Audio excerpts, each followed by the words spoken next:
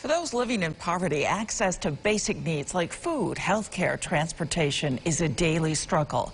After exploring how the city is helping to meet those needs through housing and job creation, tonight Madison Moore is diving deeper into how local nonprofits are helping those living in poverty every day.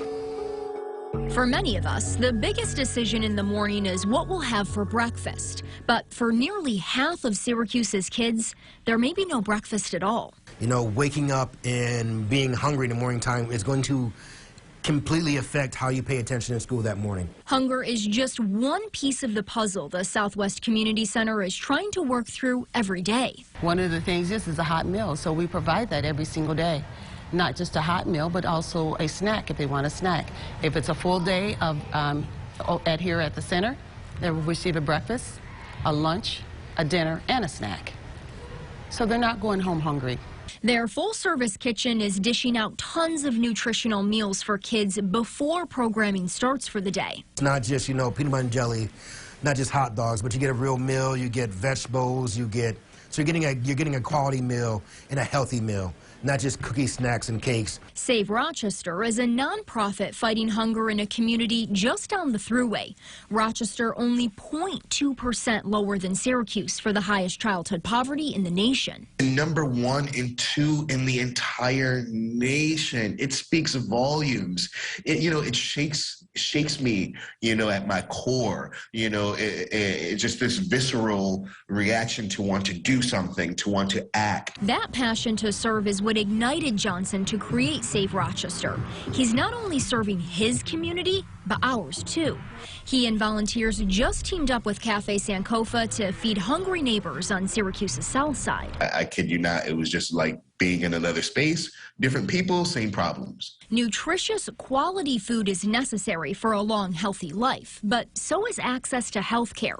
It's a basic need so many take for granted, and it's one that becomes difficult for those living in poverty to come by, which is the mission of the Syracuse Community Health Center, to serve the underserved. Folks here deserve quality health care in a quality setting. And that's what we want to do, and especially the children that didn't ask to be here, that had no choice when it came to where they live and where they go to school, where they worship, where they play. Care at the Syracuse Community Health Center is free for those who qualify, but receiving those services often comes with a dose of judgment from the community. The zip codes are primarily African American, Hispanic neighborhoods that are primarily associated with lower income, violence.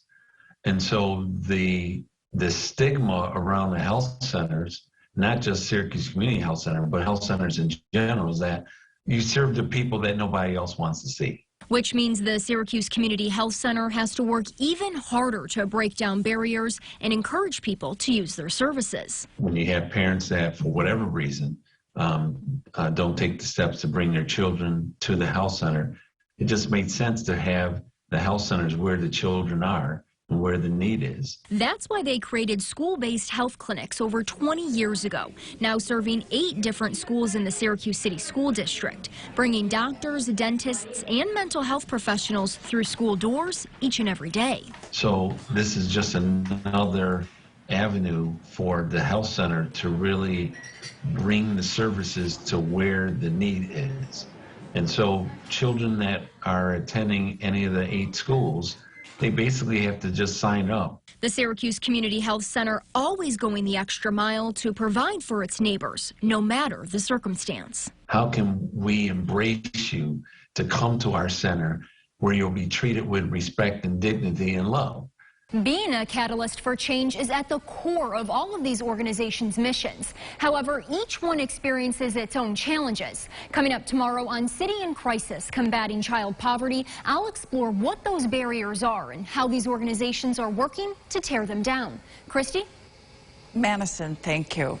And you don't have to wait to help. You can head to localesquire.com to find a dedicated page of resources to help those living in poverty in Syracuse.